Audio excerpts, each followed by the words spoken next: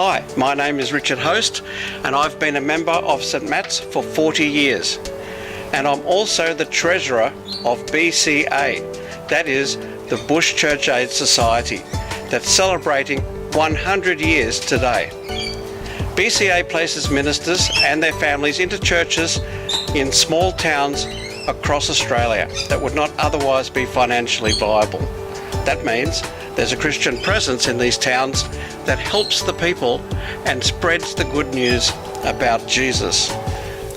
Many of you would be familiar with the church at Lightning Ridge, visited by people from St Matt's and supported by BCA.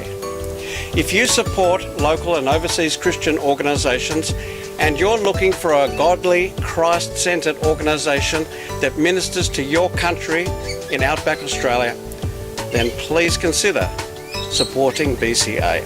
And here's a brief video to tell you more.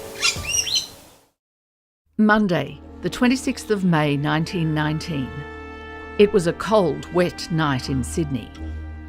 But that didn't stop a small group of clergy and laity from gathering at St Andrew's Cathedral to pray for and plan a new, bold and uncertain venture. They had a vision for gospel work that would send men and women to minister in the most remote parts of Australia. But they were not to know that the birth of the Bush Church Aid Society that wintry night would result in thousands of people hearing the good news about Jesus on railway tracks, in forests, underground, in hospital, through the mail, in bush homes and in tiny churches in every state and the Northern Territory. They could not know the number of lives that would be saved by faithful doctors, nurses and bush pilots. They could not know that well-educated children would rise up to face the challenges of the 20th century because they were given a home by the Bush Church Aid Society.